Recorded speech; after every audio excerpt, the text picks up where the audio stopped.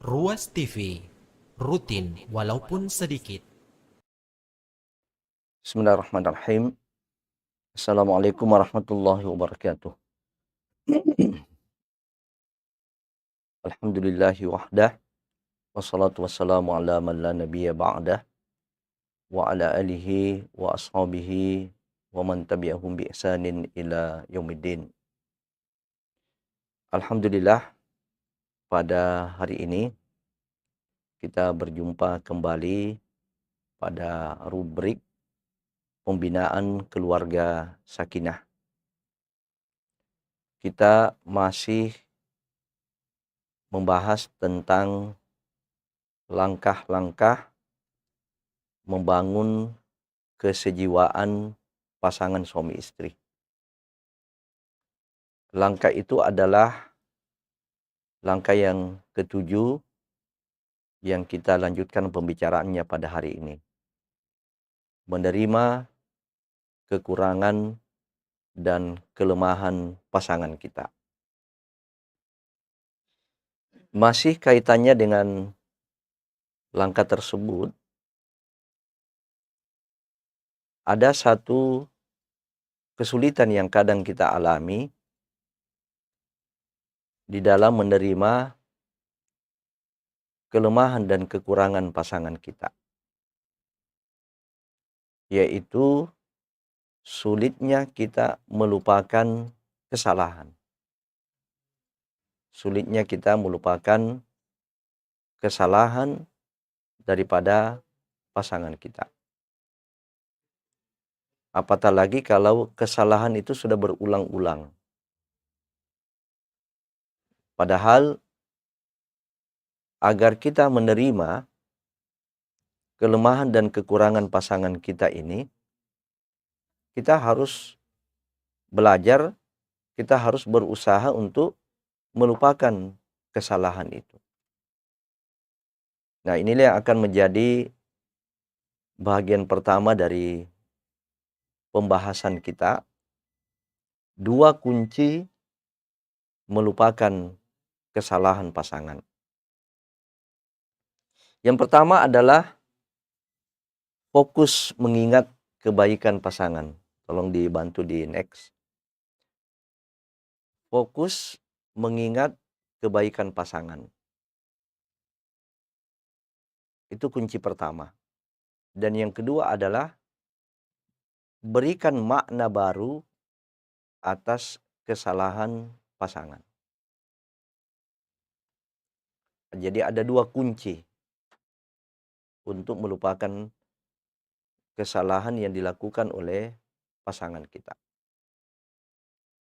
Coba kita lihat bagaimana uraian daripada dua langkah ini.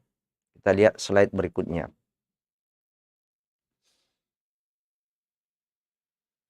Untuk mengingat sisi kebaikan pasangan sebagai kunci pertama melupakan kesalahan, ada dua langkah. Yang pertama adalah hadirkan semua kebaikan pasangan Anda selama ini. Jadi tutup dulu sementara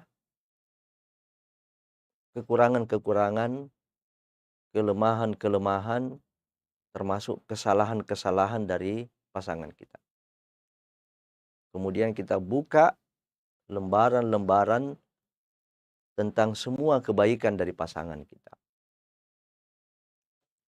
Bagaimana kerelaannya melayani kita misalnya.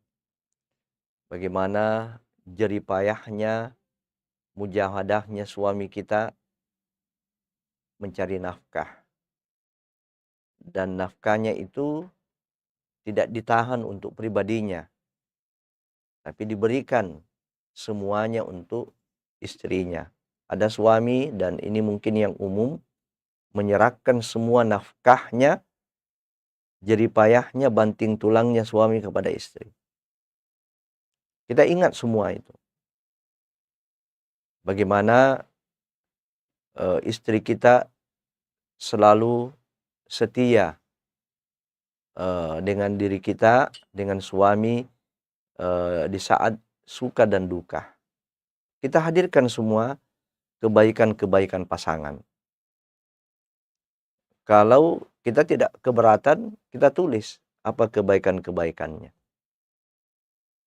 Sebab setiap orang tidak hanya memiliki sisi kekurangan, sisi kelemahan, atau kesalahan, tapi dia juga memiliki sisi kebaikan. Nah, kebaikannya ini yang kita hadirkan semua. Kalau perlu kita catat. Nah, kalau dalam pelatihan-pelatihan keluarga, ini biasanya kita minta peserta untuk mencatat, menulis semua kebaikan-kebaikan pasangan Anda secara jujur, secara ikhlas. Nah, kalau ibu-ibu, bapak-bapak, para ayah, para suami, para istri, ibu ingin mengikuti langkah ini, coba Anda mengambil selembar kertas, mengambil pulpen, kemudian coba dicatat apa kebaikan-kebaikan pasangan kita selama ini. Harus dilandasi oleh keikhlasan dan kejujuran. Ya, saya kira kejujuran itu akan lebih terjamin, atau objektivitas itu kalau kita yang menilai orang. Langkah yang kedua, untuk mengingat sisi kebaikan dari pasangan ini adalah fokus membangun harapan di masa depan. Jadi don't look back. Nah, jadi jangan melihat ke belakang. Jadi langkah pertama tadi untuk mengingat sisi kebaikannya ini adalah hadirkan semua kebaikan-kebaikan pasangan. Yang kedua adalah jangan melihat ke belakang. Jangan melihat ke belakang, tapi kita fokus melihat ke depan. Harapan-harapan apa-apa yang kita inginkan, yang kita optimis, itulah harapan. Sebab insya Allah harapan itu selalu ada. Harapan itu akan selalu ada. Harapan-harapan berubah itu akan selalu ada. Allah menekankan 2 kali di dalam ayat Al-Quran. Ba'da a'udzubillahi minasyaitonirrajim. Wa inna ma'al usri yusra. Inna ma'al usri yusra.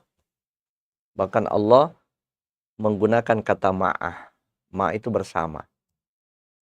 Ya, tidak mengatakan fa inna fi ya fil yusri usra. Ya, sesungguhnya di dalam kesulitan ada kemudahan, tidak, tapi ma'ah. Apa artinya? Bahwa Allah sudah mempaketkan, Allah sudah menggandengkan.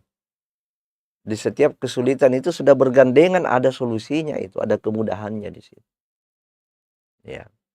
Jadi apapun masalah-masalah, problema-problema yang terjadi, termasuk kesalahan, kelemahan yang terjadi pada pasangan kita, itu sesungguhnya Allah sudah menggandengkan di situ, ada kebaikan, ada harapan. Nah, karena itu jangan kita ini putus asa. Tidak ada kata putus asa di sini untuk membangun chemistry suami istri, untuk membangun kesejiwaan, ya, persenyawaan. Ini yang namanya bersenyawa ini, kita hanya mengetahui saja sebenarnya unsur yang membangun itu, tapi dia tidak bisa dipisahkan lagi. Itu persenyawaan yang hakiki. Air H2O itu adalah persenyawaan antara hidrogen dan oksigen. Tapi bisakah kita memisahkan sekarang ini? Air ini bisakah kita memisahkan? Ya, hidrogennya kita pisahkan dengan oksigennya. Inilah persenyawaan yang hakiki. Ya, kita hanya tahu unsurnya yang menyusun, unsur kimia yang menyusun, tapi kita tidak bisa memisahkan lagi. Nah, ini yang kita inginkan di dalam membangun chemistry pasangan suami istri. Nah, di sini yang langkah yang sangat penting adalah bagaimana kita melupakan kesalahan pasangan kita.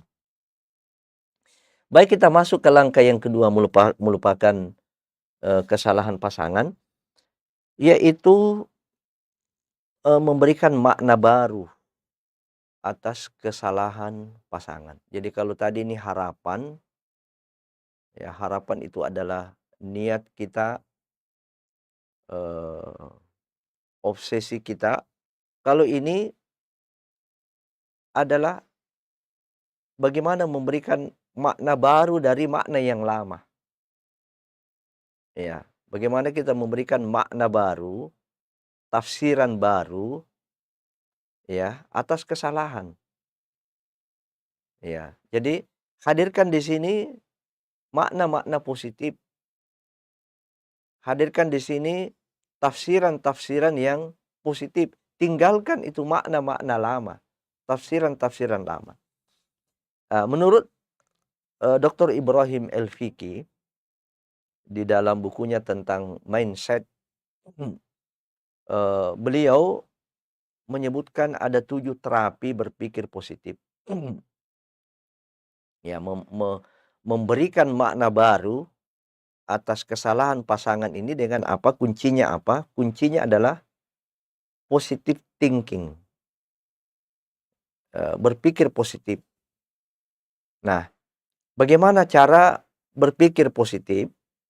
Bagaimana cara merubah negative thinking menjadi positive thinking? Itu ada 7.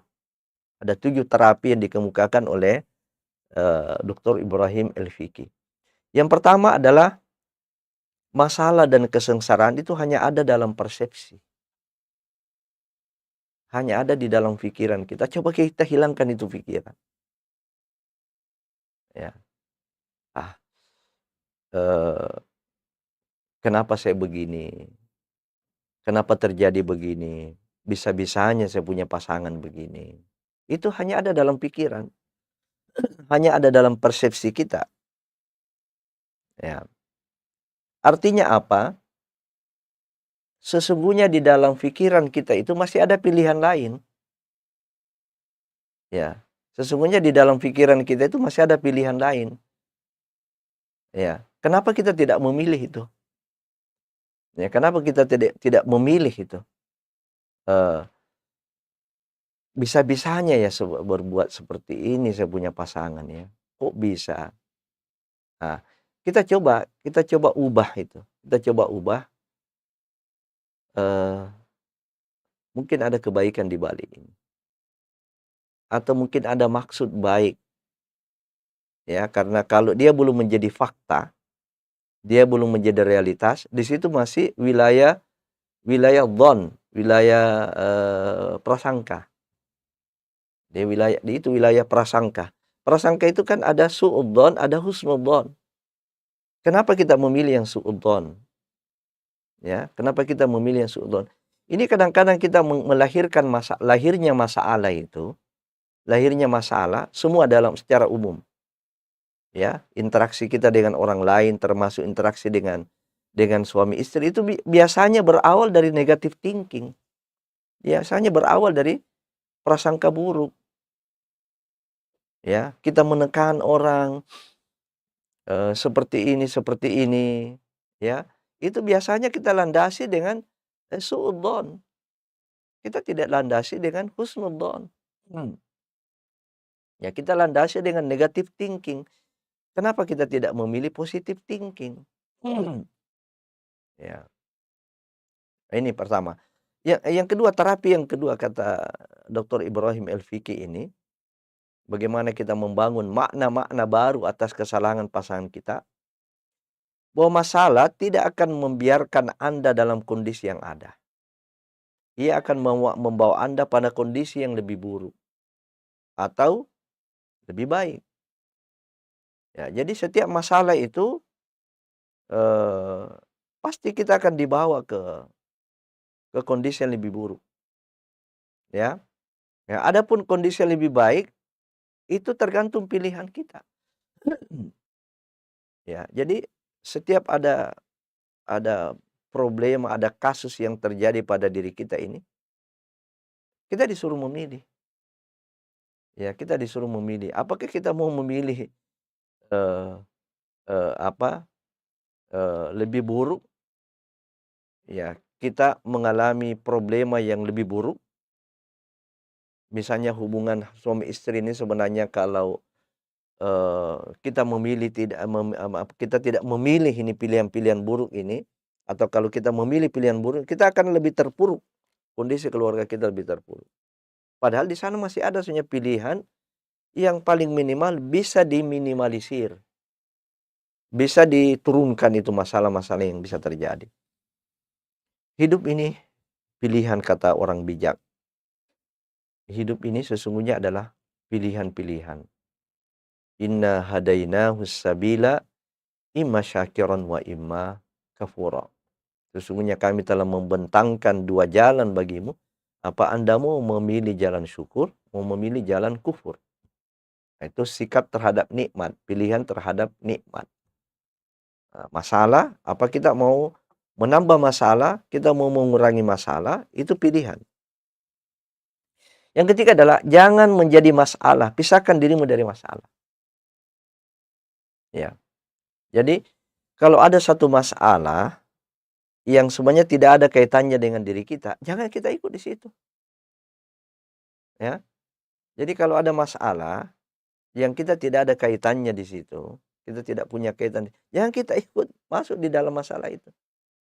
Nah, kecuali beda kalau misalnya dia adalah kemungkaran, ya, kemungkaran terjadi, ya, mungkin orang mengatakan ini masalah. Tidak boleh kita memisahkan diri kita. Kapan kita memisahkan diri kita dari situ, kita masuk dalam kategori selemah-lemah iman. Bisa saja, ya. Sebab Nabi mengatakan siapa yang melihat kemungkaran, cegah dengan tangannya, dengan kekuasaannya. Kalau dia tidak bisa mencegah dengan kekuatan kekuasaannya, maka dia cegah dengan lidahnya, dia nasihati. Dan kalau dia tidak bisa, maka ingkari dengan hatinya. Jangan terima itu kemaksiatan. Jangan meridhoi kemaksiatan itu. Nah, tapi Nabi mengatakan itulah selemah-lemah iman. Artinya apa? Kalau kemungkaran yang terjadi, itu kemungkaran yang terjadi menurut syariat, tidak boleh kita memisahkan diri kita. Tapi kalau itu bukan kemungkaran, apalagi memang belum jelas, dia masih harus melalui tahapan proses klarifikasi, maka jangan kita melibatkan diri kita di situ. Nah, ini kadang-kadang juga ada orang yang tidak susah, dia mau ambil susah. Nah, ini ya. Nah, jadi jangan kita melibatkan diri kita dalam pisahkan. Kalau kita bisa memisahkan diri kita dari masalah, pisahkan. Ada masalahnya orang, biar dia selesaikan sendiri. Ya, biar dia selesaikan sendiri. Kadang-kadang juga dia minta kepada kita harus berpikir.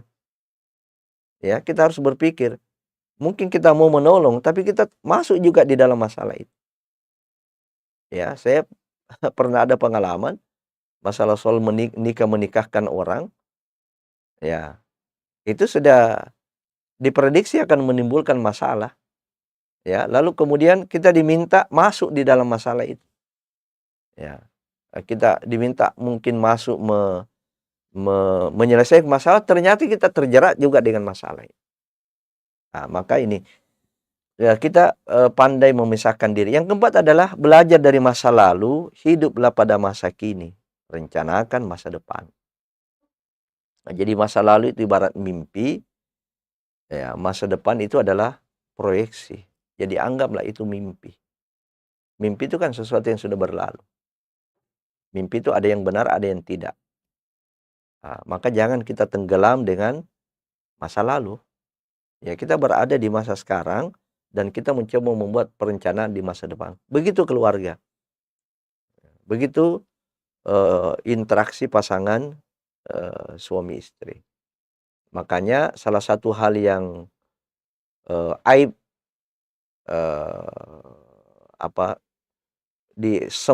bunyi sempritan itu kalau ada di antara pasangan yang mengungkit-ungkit masa lalu. Itu kita harus tiup sempritan. Ya, itu pelanggaran. Tidak boleh kita mengungkit masa lalu. Yang kelima adalah setiap masalah ada solusi spiritualnya. Ini Dr. Ibrahim El-Fiqi mengutip ayat di surat At-Talaq ayat 2 dan 3. Wa may yattaqillaha yaj'al lahu makhraja wa yarzuqhu min haitsu la yahtasib. Siapa yang bertakwa kepada Allah, Allah akan mengeluarkan dia dari wa may yattaqillaha yaj'al lahu makhraja. Allah akan memberikan jalan keluar, solusi. Nah, solusi dari apa ya? Tentu solusi dari berbagai masalah, dari berbagai kesulitan. Nah, intinya adalah solusi spiritualnya adalah takwa. Apa itu takwa? Takwa sederhana saja. Jalankan apa yang diperintahkan oleh Allah, jauhi apa yang dilarang. Itu takwa. Ini solusi spiritual. Jadi ada kaitannya antara masalah dengan takwa kita. Ya, ada kaitan antara problema yang kita alami dengan takwa kita. Termasuk problema keluarga. Kalau problema keluarga terjadi, itu mestinya harus ada muhasabah, introspeksi terhadap ketakwaan kita. Mungkin ada yang bermasalah dalam menjalankan perintah, ada yang wajib kita tinggalkan. Ada yang dilarang, ada yang diharamkan kita kerjakan. Nah, itulah yang menyebabkan bukan jalan keluar yang Allah berikan kepada kita, tertutup jalan. Nah, semakin tinggi ketakwaan kita, semakin lebar pintu itu. Ingat, pintu solusi itu ada 2.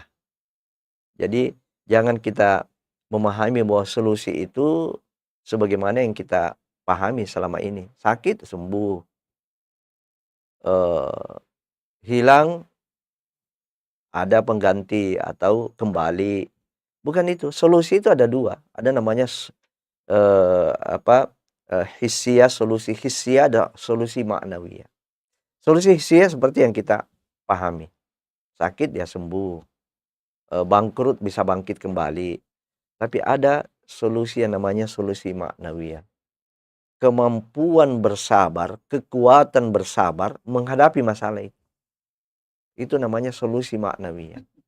Al-makhraj al-ma'nawi. Jadi jalan keluar yang maknawi. Dan ini tidak semua orang memiliki kecuali orang beriman. Ya. Jadi ada seorang istri yang suaminya zalim seperti Firaun. Ya. Nah, dia tidak memilih untuk minta cerai.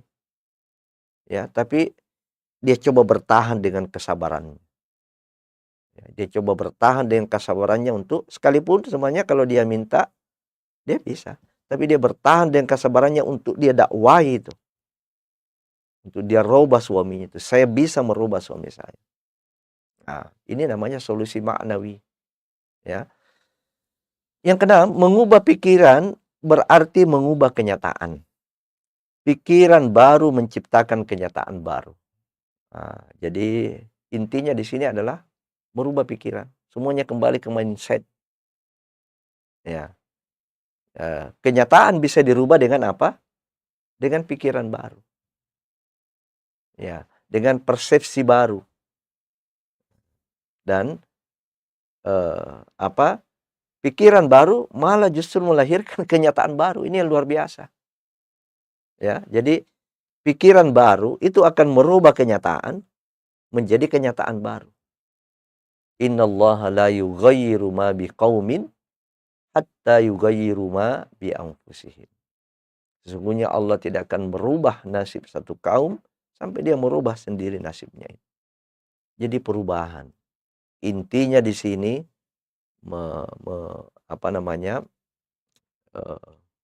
memahami kesalahan, melupakan kesalahan adalah rubah kita punya mindset. Yang ketujuh adalah ketika Allah menutup satu pintu, pasti dia membuka pintu yang lain yang lebih baik. Jadi tidak semuanya pintu itu tertutup. Ya, tidak semuanya pintu itu tertutup. Yakinlah. Ya, yakinlah Kalau tertutup pintu ini, Allah masih akan membukakan pintu-pintu yang lain. Banyak cara Allah memberikan solusi, memberikan pintu kepada orang yang mengalami masalah, terutama masalah keluarga.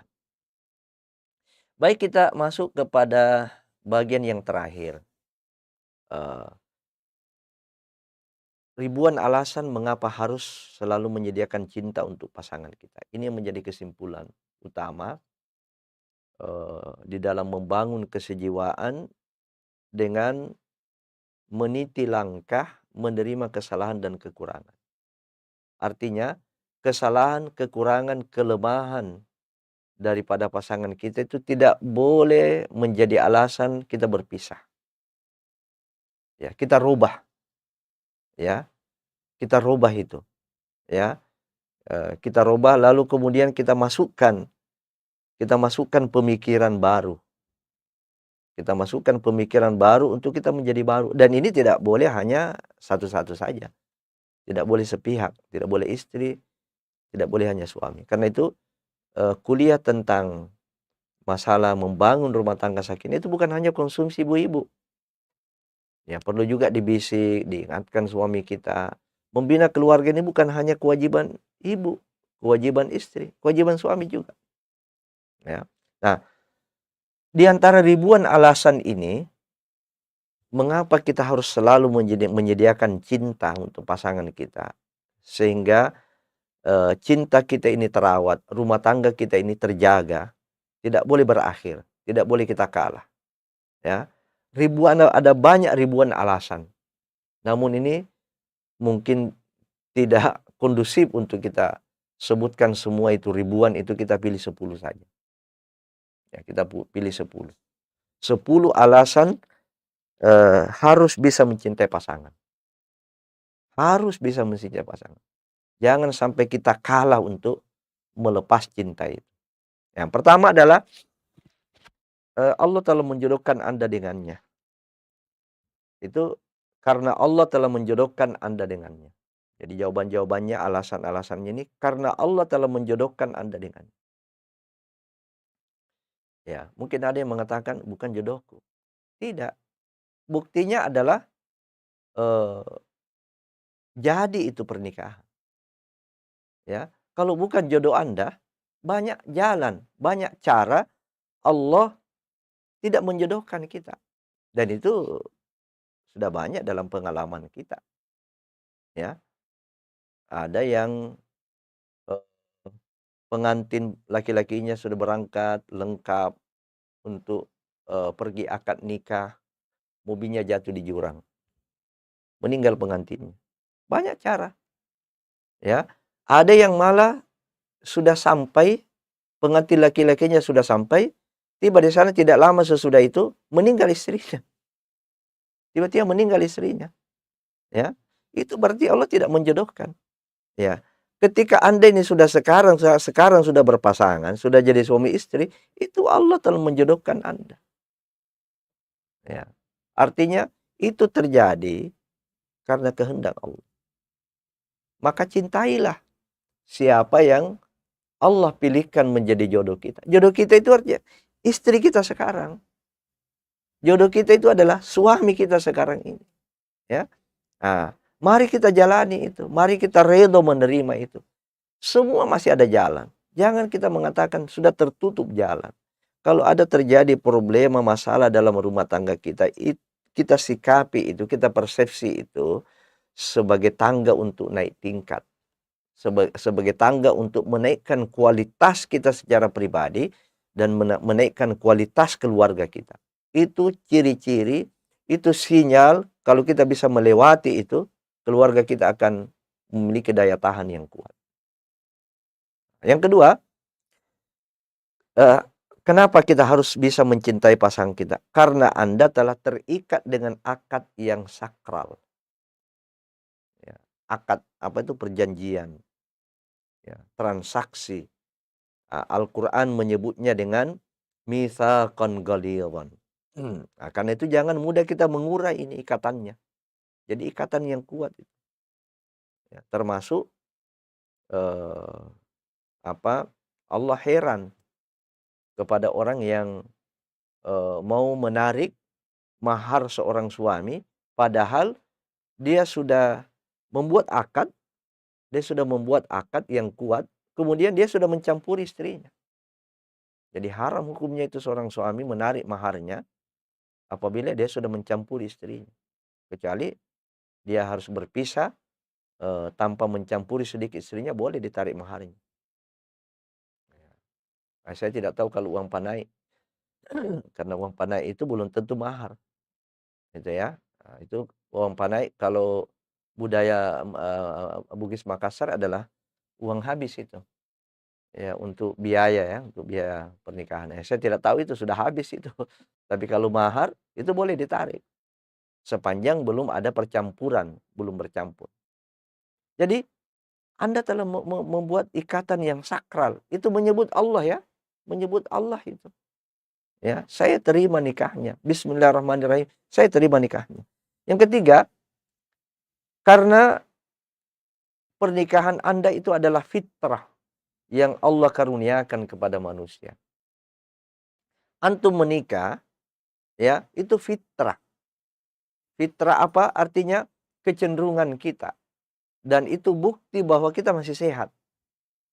Kalau kita ini mengawini perempuan, itu menunjukkan bahwa fitrah kita masih suci. Kalau kita menikahi, melamar perempuan, ya, yang fitrah Anda ini sudah terkotori, sudah tercemari. Kalau yang Anda lamar adalah laki-laki, ya, nah, dipertanyakan ini Anda laki-laki atau perempuan, ya, karena ada juga perempuan yang melamar laki-laki di zaman sekarang ini, ya. Jadi kalau Anda ini sudah menikah sekarang ini, sudah berpasangan, itu fitrah. Litaskunu ilaiha. Nah, tinggal bagaimana kita melanjutkan waja'ala bainakum mawaddatan warahmah. Setiap orang punya kecenderungan. Allah memberikan fitrah. Fitrah yang fitrah dasar. Setiap manusia ini Allah memberikan kecenderungan kepada lawan jenis. Syukurilah itu. Ya, nah, yang perlu kita pertanyakan kalau tadi ada laki-laki cenderung kepada laki-laki. Yang keempat adalah Anda telah memilihnya sebagai pasangan hidup. Ya, walaupun mungkin ada yang terpaksa memenuhi pilihan orang tua, tapi Anda sudah pilih. Anda sudah menerima itu. Nah, terimalah itu sebagai takdir. Ya, salah satu makna beriman kepada takdir itu adalah menerima takdir, kenyataan yang Allah berikan.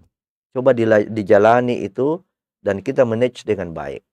Sebab takdir baik, takdir buruk bisa dirubah jadi takdir baik. Itu tergantung kita. Itu tadi, innallaha la yughayyiru ma biqaumin. Sesungguhnya Allah tidak akan merubah kondisi keadaan satu kaum sampai dia sendiri berupaya untuk merubah.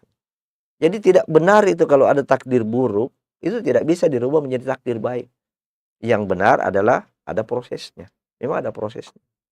Nah, proses inilah di sini Allah memberikan pahala kepada kita. Yang kelima, karena Anda telah merenggut kebahagiaan bersamanya. Apa kebahagiaan itu? Saling menghalalkan diri yang tadinya haram. Istri wanita tadinya haram bagi semuanya. Haram bagi semuanya. Ya, termasuk kepada mahramnya, haram. Ya, mahram dalam artian keluarga dekatnya, ayahnya, ibunya, haram semuanya. Ya, begitu Anda nikahi, dia halal. Nah, mungkin ada yang istri mengatakan, saya beri. Tidak bisa juga Anda mendapatkan kebahagiaan kalau tidak ada laki-laki. Ya, karena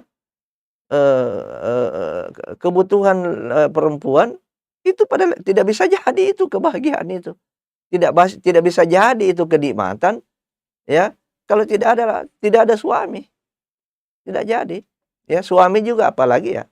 Jadi jangan ada istri mengatakan karena saya beri. Tidak, dia juga memberi. Suami juga itu memberi. Ya. Sebab tidak bisa jadi itu ketenangan, kebahagiaan kalau kita tidak saling menghalalkan. Yang keenam adalah karena Anda telah menetapkan visi hidup bersama. Ya, apa visi hidup bersama keluarga muslim? Reuni di surga. Itu ya. Visi reuni bertemu kembali di surga. Bersatu di dunia, nanti dipisahkan oleh kematian, dipisahkan oleh kiamat, tapi dengan kekuasaan Allah kita bisa berkumpul kembali dengan pasangan kita. Itu visi setiap keluarga muslim. Nah, untuk mewujudkan visi ini, syariat, jalannya adalah syariat. Jalannya adalah berislam. Karena itu visi ini harus dirawat. Bahwa kita ini bersama-sama, Pak, bukan hanya di dunia. Kita ingin juga di akhirat. Kita, Bu, ini bukan hanya di dunia, kita ingin sama-sama di akhirat. Alasan yang ketujuh, karena dia telah memberikan semuanya untuk Anda. Ya. Apanya ya? Waktunya, perhatiannya, hartanya, bahkan ada kasih rumahnya. Sudah begitu mengurus surat-suratnya, langsung itu namanya istri dimasukkan di situ sebagai pemimpin. Atau juga ada istri, Masya Allah, dengan keikhlasannya dia kasih suaminya. Ya, dia sudah memberikan semuanya itu, tenaganya, senyumnya, ketulusannya, bahkan tubuhnya. Ya, maka satu alasan ini saja itu mestinya sudah membuyarkan niat kita untuk berpisah. Yang kedelapan, kenapa kita harus mencintai pasangan kita? Karena sangat banyak pengorbanan yang diberikan untuk kita. Pengorbanan sebagai seorang suami itu tidak kecil, mencari rezeki. Ada yang sampai kemudian tenggelam di lautan. Ada yang sampai jatuh pesawatnya. Ada yang sampai harus berhadapan dengan misalnya binatang-binatang buas, ya, yang mencari nafkah di tengah hutan. Ya, macam-macam, ya, pengorbanan yang sudah diberikan istri. Paling minimal yang kita ingat, hamil. Adakah seorang suami yang mau bawa itu beban ke sana kemari? Itu kan hamil sebenarnya adalah dari asal kata hamala. Hamala itu artinya membawa. Hamil yang membawa. Apa yang dia bawa? Ini yang 3 kilo ini. Ya, makanya ada pernah satu game-game bagi suami itu disuruh diikat di sini kayak kelapa itu, buah kelapa yang beratnya 3 kilo, coba 3 kilo. Diikat baru disuruh pokoknya tidur dia juga begini. Kemudian dia pokoknya beraktivitas. Rupanya ada yang tidak mampu, baru di 30 menit dia sudah buka. Ya, dia bilang saya tidak mampu lagi. Nah, itu coba bayangkan 9 bulan itu istri begitu. 9 bulan pengorbanan itu. Belum lagi ketika dia melahirkan, ketika dia bersalin, dia bertarung dengan maut. Dia sudah melakukan itu. Ingat-ingat itu, wahai suami. Ingat, ya, bahwa pasanganmu itu telah berkorban untuk kamu, untuk anakmu. Ya, suamimu juga sudah berkorban untuk dirimu dan untuk dia. Kenapa dia kadang-kadang menghadapi maut untuk mencari rezeki? Alasan yang kesembilan adalah karena sangat banyak kebaikan yang diberikan untuk Anda. Sekiranya mau dibuat buku itu banyak sekali lembaran-lembarannya. Ya. Kewajiban, ya mungkin ada yang mengatakan, Kang, kewajibannya itu dia sebagai kewajiban itu juga itu kebaikan. Makanya pahalanya di dalam Islam itu banyak itu kalau menjalankan kewajiban. Ya. Amalan yang wajib itu tidak akan bisa dikalahkan pahalanya oleh amalan yang sunnah. Banyak kebaikan, kalau mau dicatat bisa jadi satu buku. Dan alasan yang terakhir, yang ke-10, karena anak-anak memerlukan kebersamaan Anda berdua. Anak-anak yang sudah memiliki anak memerlukan kebersamaan Anda berdua. Anda berdua tidak bisa digantikan oleh orang lain. Tidak ada yang bisa ganti dulu saya jadi ayah, ganti dulu saya jadi ibu. Tidak bisa.